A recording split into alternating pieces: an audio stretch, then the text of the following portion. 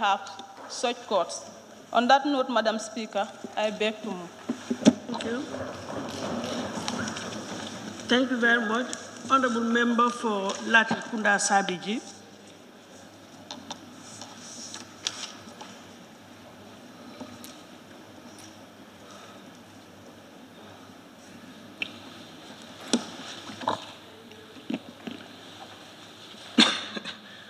Thank you very much, Madam Speaker, for giving me the floor.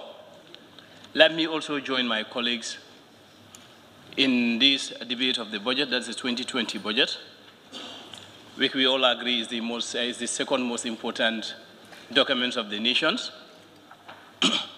This is a document that should not be politicized or otherwise.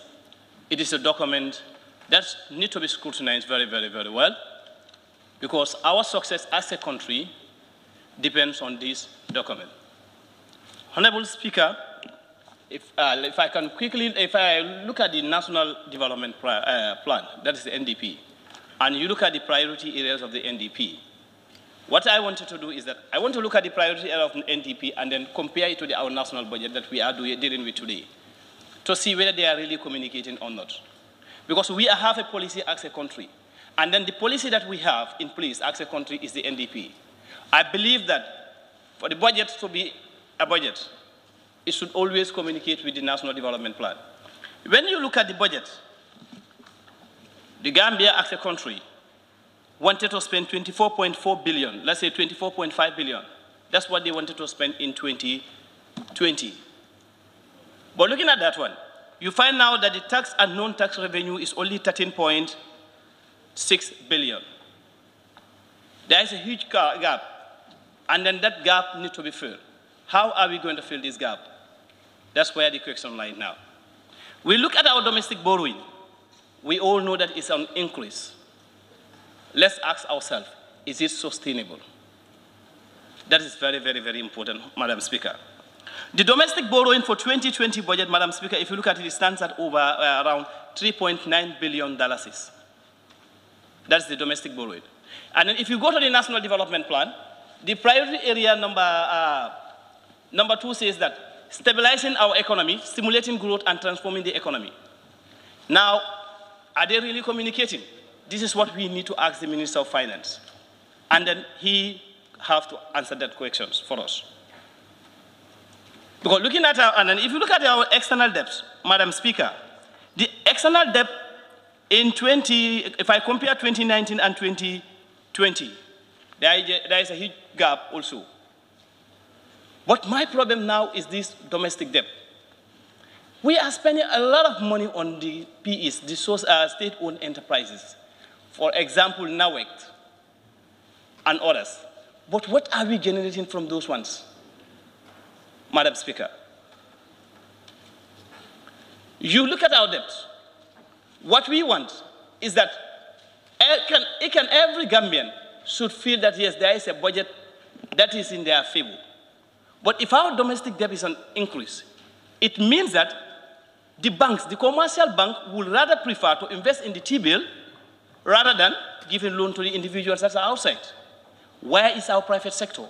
And we believe that government should create a conducive environment for private sector to perform very, very well. Because it's this private sector that are going to create more jobs. Now, if that environment is not conducive for the private sector to perform, how are we going to create jobs? Madam Speaker, it's always rather unfortunate. On Saturdays, if you just roam on the streets of Banjul and Kombos, when government is not at work, you find out that 80 to 75% of our business are at standstill. That means that our private sectors are not performing as they should. Because if they are, when the government is not at work, yes, still, we will see a traffic that is encouraging. But that is not happening. Madam Speaker, from there, I will quickly roast to the Minister of Health, the budget. Well, don't say that I'm biased, but I'm appealing to the whole Assembly. Because there is this saying that a healthy nation is a wealthy nation. So please, I want each and every one of you to hear me out and give our utmost support to the Ministry of Health so that what they want, they can realize it. But notwithstanding, Madam Speaker, we don't expect to give you $100 and when you cannot account for that $100 that we gave you. If you are given $100 before you demand for $1,000, tell us how you spend that $100. I think it is very, very important. Madam Speaker, if I quickly tell you to the budget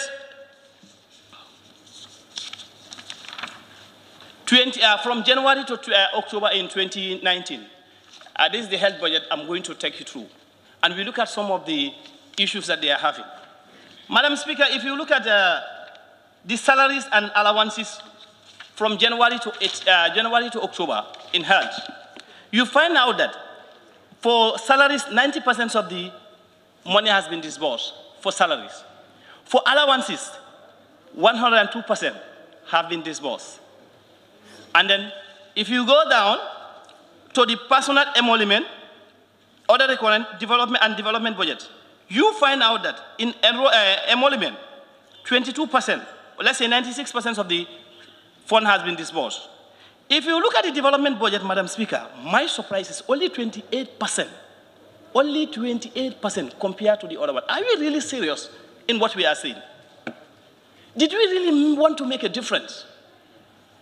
People complain here that there are some hospitals in the Gambia that didn't even have a paracetamol. I blame this August Assembly, the National Assembly of the Gambia, for this issue, Madam Speaker. Let's ask ourselves, are we really doing our oversight? Are we communicating with our people? Look, it is a high time we stop a blame game, Madam Speaker. Let us do our job and stop the blame game. Madam Speaker, if you go down to the Minister of Health, you look at subvention to the PEs. Madam Speaker, 86% has been disbursed. If you look at the subvention to OC, 87% has been disbursed. If you look at the consultancy, 94% is disbursed. If you look at the drugs, dressing, medical supply, only 30%. Madam Speaker, if you go down, you look at the vaccines, electricity, water, and sewage, 86% is disbursed. You look at the vaccine, 95%. Travel expense, Madam Speaker, 223% is disbursed. This is what is happening in our health sector. Where are we going as a country? Where are we going as a country in terms of health? Well, I would like to thank the Minister of Health. He is the only minister that will say that I will travel like normal people are traveling until and unless the problem at the health sector is fixed. Then I will join the others. Then kudos to the Minister of Health for that initiative. We know it is a policy for ministers and then the permanent secretary to travel with the other, different from the others. But the Minister of Health is doing it. I traveled together with him to Kenya in Nairobi, and we all joined the same. Everything was the same. So I'm just thanking him for that job. Madam Speaker, notwithstanding, I want to come back to the Parliament. To please help Parliament, we want you to help us as Minister of Health. We are coming up with a... Oh, I'm sorry, where's my document here?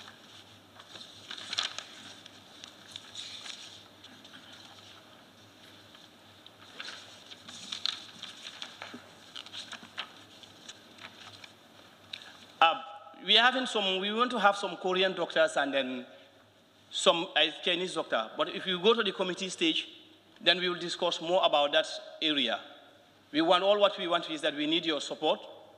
Join us so that we can help these Gambian patients so that at least there will be a doctor available to take care of all of them. Madam Speaker, from there, I want to look at the allowances. Someone raised an issue of allowances here.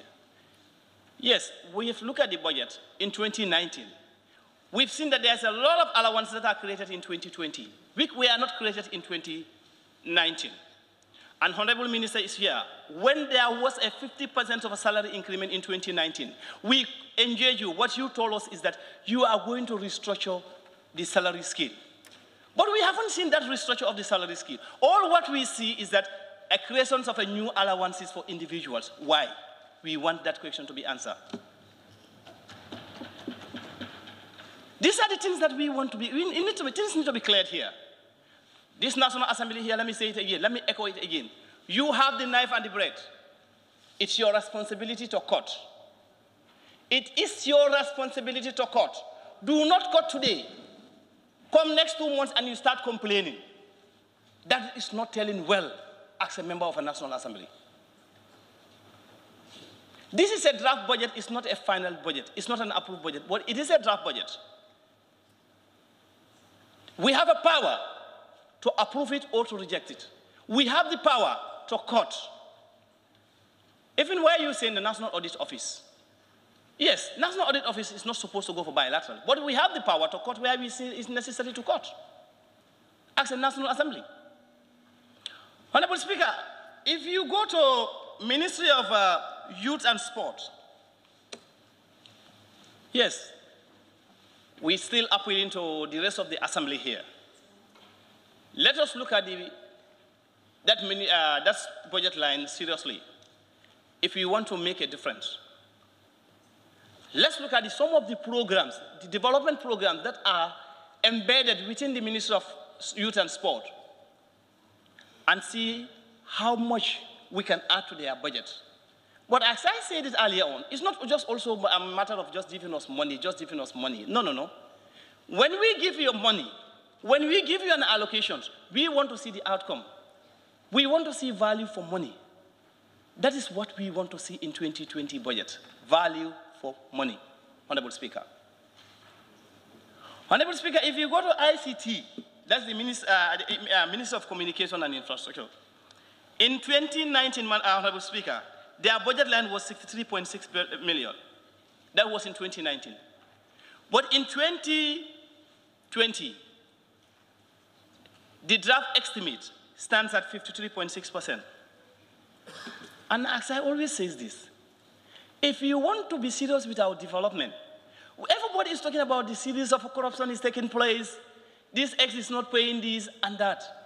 And we have a solution. And then where is that solution? It's through ICT. The ICT sector needs to be empowered in order to take care of all these issues, in order to take care of all these problems. If that is not done, Madam Speaker, if that is not done, I doubt if we are really going to make a headway. If we want to find a corruption, Madam Speaker, we cannot leave ICT behind. Entire ministry budget line only stands at 53.6 million. I think let us all ask ourselves.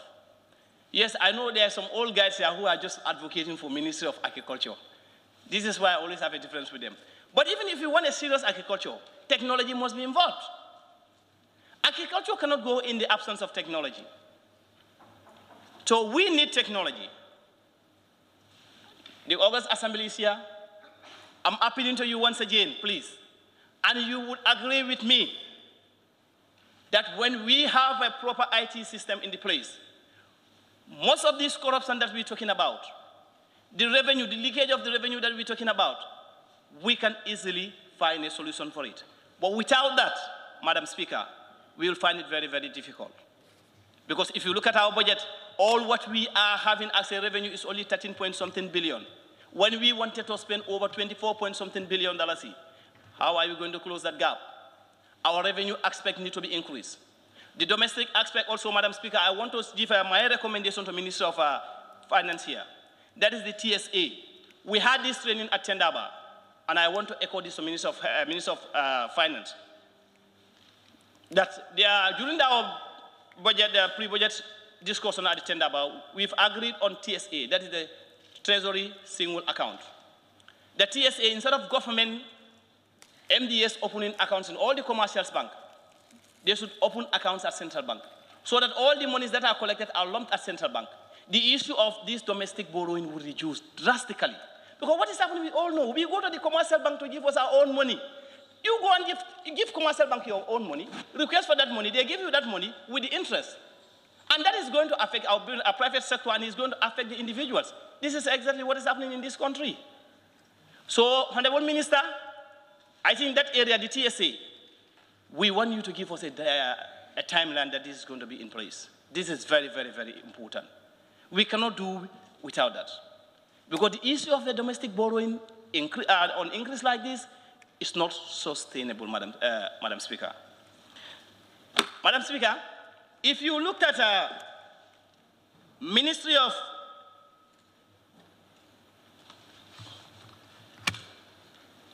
if you look at the Ministry of Finance, or let's say, let me look at Minister of Foreign Affairs. One honorable member talks about our embassies. Madam Speaker, we don't have problem with embassies. But how efficient or how effective is those embassies? That is our question. That is our problem. We want our embassies to serve the interests of the Gambian people. Are they really doing that?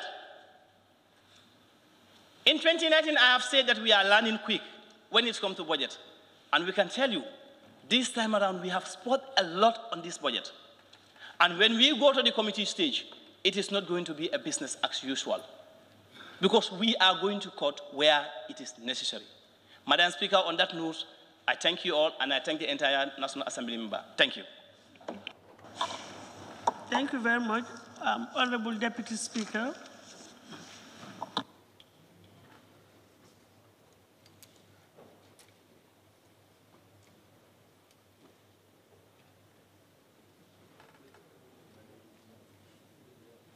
Thank you very much, Madam Speaker, for giving me the floor. Madam Speaker, this draft estimate of expenditure 2020 is indeed a very important document.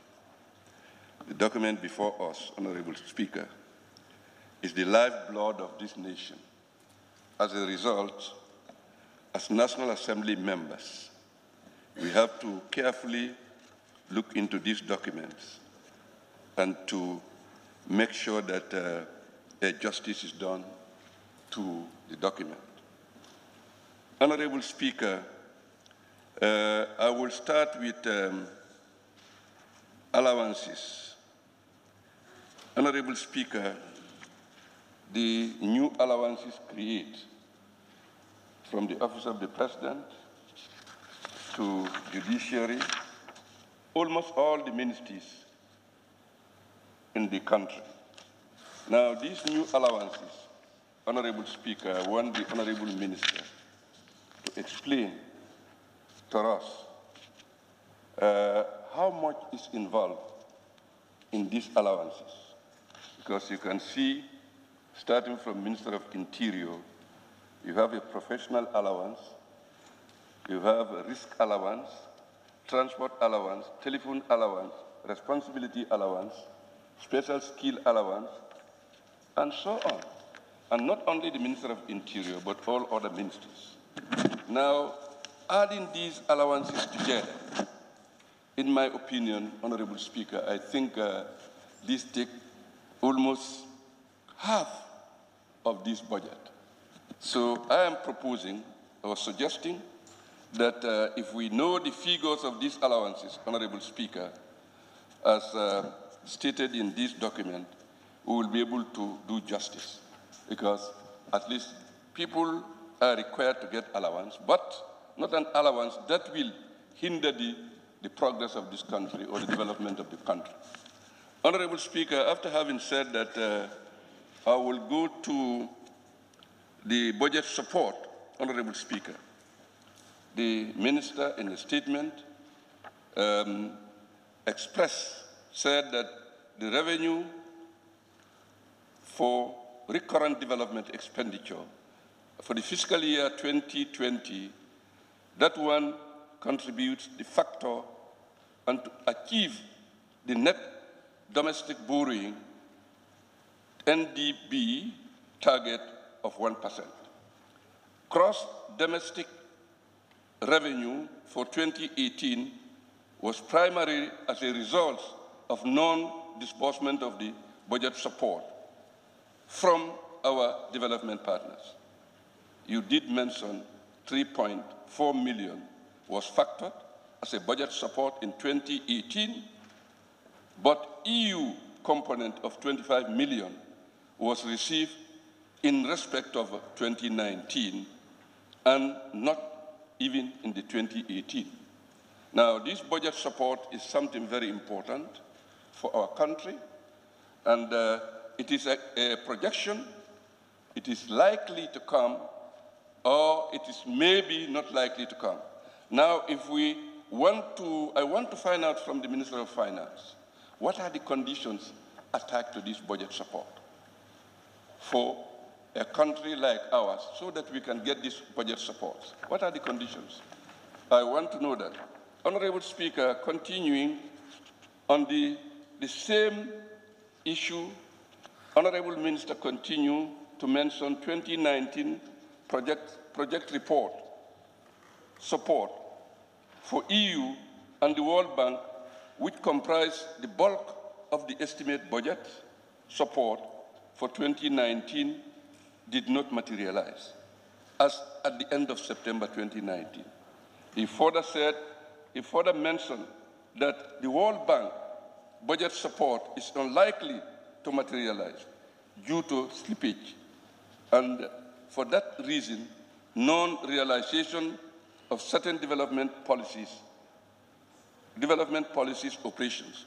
Now, this, again, is another area of concern to me, Madam Speaker, since it's a statement made by the Honorable Minister himself. This is the reason why I want to ask. In view of the statement referred on above, could the Honorable Minister kindly inform this august body the measures to be taken on slippage from non-realization of certain development policies, operations, and what mechanism have the Minister as Finance put in place to ensure that slippage referred in your statement are taken care of, Honorable Speaker. It's a very important thing as a Minister of Finance when he talked about slippage. Really, I think there should be a measure to make sure that these slippages are certainly looked into. Again, what measures could you be able to give to this Honorable House that the EU 22 million euro expected to be received before the end of 2019 has been or will be received as expected? This is another area. This 22 million EU funding, when will it be expected that it will be received before the end of 2019, and as at now, we are almost at the 2019. What is the measures that you will take or negotiation that will take so that we can have this 22 million euro from the EU? Honorable Speaker, on the other issue, that is the medium-term debt objective, the Honorable Minister also mentioned that the net domestic borrowing is expected to be around 2.5%, which is 1.5% higher than the target. Now, this is another issue. 2.5 and the expectation is 1.5. Now, how does this manage to raise up to 2.5? I want the Minister to give me an answer to that. Now, on the issue of going by the above statement, could the Honorable Minister explain to this Honorable House the fiscal consolidation measures that your ministry has put in place to ensure that we are able to attain the medium-term debt strategy objective, explaining that the net domestic borrowing of 1% of GDP, taking into account of apparent challenges facing the country with regards to the financial situation. I want the Minister to explain why this is being increased to 2.5 instead of 1% as expected. Honorable Speaker, after having said that, I would go to the estimate itself. This is the statement that the Minister gave, which I am referring to. Now, I will go to the statement, and that the Minister of the Minister of Defense. Honorable Speaker, the Minister of Defense, in the budget, the 2020 budget estimate is 737.603. That is the Minister of Defense. That is the budget. But going by the development budget, Madam Speaker, development budget for the Minister of Defense, Honorable Speaker, you can see that it's 17,100,000. Having considered the Army, most of the Army officers, especially the young ones, are outside the barrack on renting. Now, in the area of development, I would have loved to see something huge, something more than this 17 million, so that the Army can take construction of their own quarters. That will enable the soldiers to stay in their own quarters. But with this development, money for the development program for the National Army, really 17 million, it is, in my own opinion, is very small. And I think the minister should do something about that. Because we want to keep our soldiers in the barracks rather than scattering all over in the country. So I think that's a note to be taken. Again, on the Minister of Defense, we go to the Minister of Interior again. Honorable Speaker, Interior has a lot of components of the security. You have the prisons, you have the law enforcement agency, drug enforcement agency, you have the police, you have the immigration, fire service. So all these components are within the Ministry of Interior. Now coming to also their development budget again, Honorable Speaker, that also come to 17,100,000, just the same as the Minister of Defense. I think this is an issue that needs to be looked into. Our security forces, especially the places where they're going to live, is a cause for concern. When you go to the prison, for instance, I will give an example for prison. Honorable Speaker, prison staff quarters are just very bad.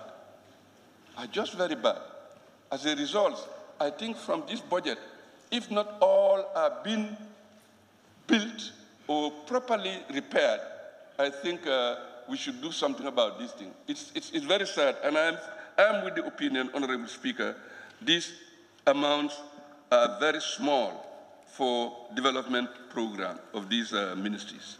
Now, going on to agriculture, Madam Speaker, it's a cry for everybody, every citizen. We all said agriculture is the backbone of this country, Madam Speaker. Therefore, I think the only way that this country can move forward economically is agriculture. Agriculture, that's my honest opinion, and I don't think we should deceive ourselves. We have the potential. The land is there, the water is there. What stops us as a nation, as a country, to develop our country, agriculture? With all these loans that we are taking, if only we are serious with agriculture, if only we invest properly in agriculture, irrigation system of farming, where there is no fresh water, I think this country will be one of the best countries in the sub-region. So agriculture is very important. And the amount of money allocated for agriculture, Madam Speaker, I think this needs to be revisited. This needs to be looked into because this is only the way that can help us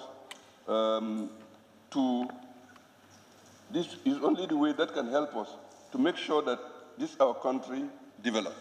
Again, Madam Speaker, as I said, if government cannot really invest in agriculture, then I think there could be a way out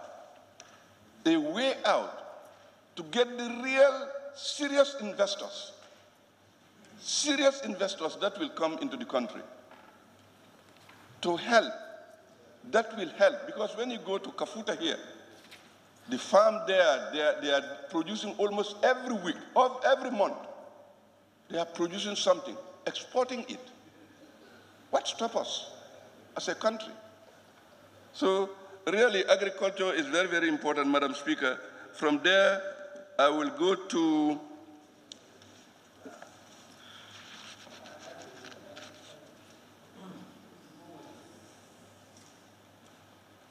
I will go to Ministry of Works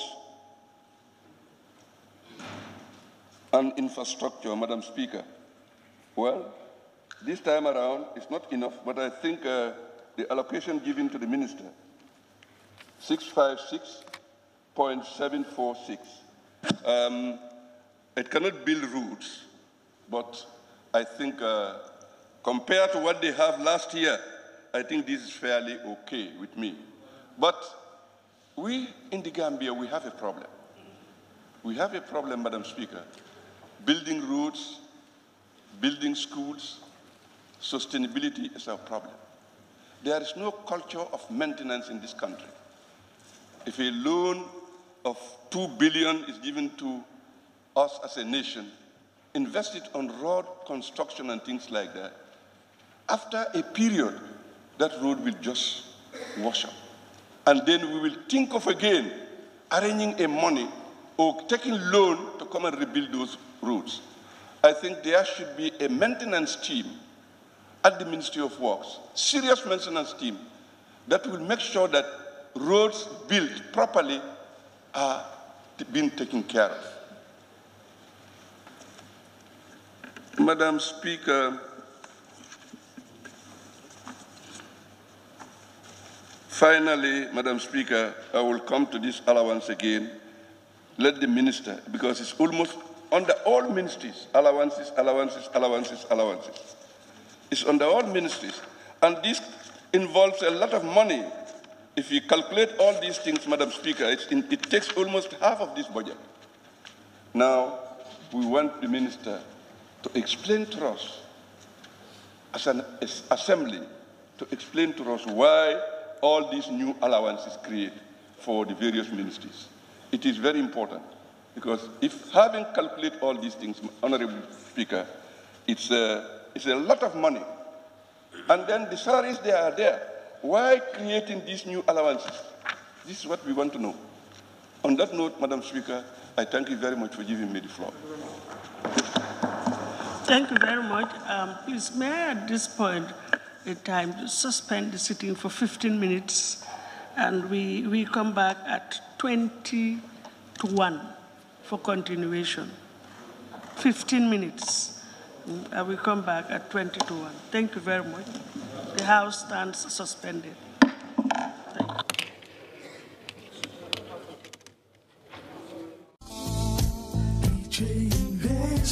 Are you thinking of owning your dream homes? EJ Investment is here for you. Secure our quality bungalows with 2, 3, or 4 bedrooms, or our story buildings, 3 or 4 to 5 bedrooms at very affordable prices with flexible payment plans at our Sanyang Seaview Estate, where you can enjoy the cool breeze with modern infrastructure such as tar roads, covered drainage system, modern electrification with street lights, gated entrance with security posts, and social amenities such as gas station, shopping mall, medical clinic, park, schools, children daycare, and a lot more.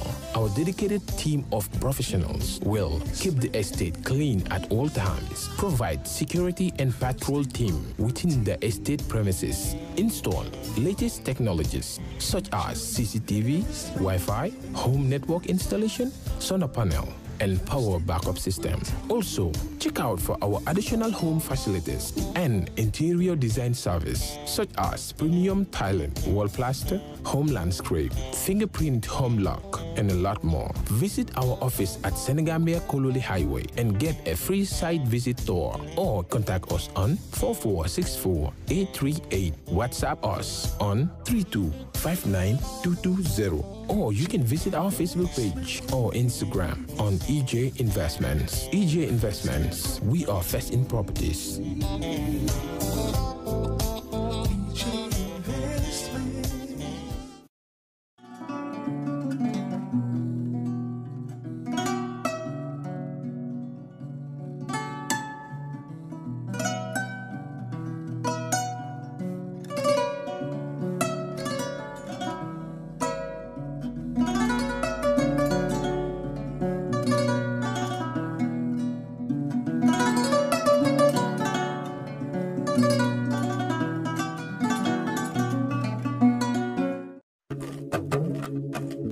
live abroad and want to build your dream home in the Gambia without risking your funds and family ties? Do you want a household name that is trustworthy and efficient? A name that will continue to give you updates on the project from the beginning to the very end with videos and pictures? If your answer is yes, then worry no more. Boss Construction and Asset Management is here for you. If you live outside the Gambia and want to build your dream home, then this is ideal for you. Just reach out to Boss Construction and let's start building the dream home into a reality. With Boss Construction, the difference is clear. We give you value for money. Some of our services includes the following: construction management, building equipment rentals, rent management, purchase and leasing, asset management, and many more. For more information, please contact 282-4945. Better still, send us an email, bossgambia@gmail.com, or you can also visit our website on www.bossgambia.com. Boss Construction, a name you can trust. Boss Construction and Asset Management, keeping families together.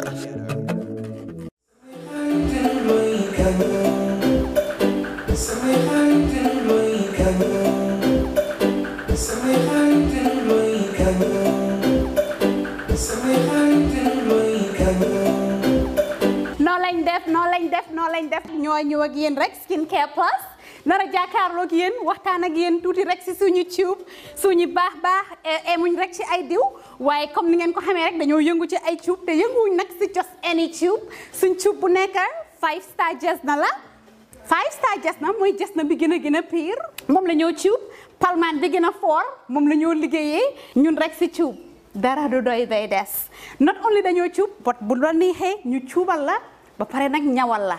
We're not all about skin. We are skin, care, and the plus does come in so many different ways.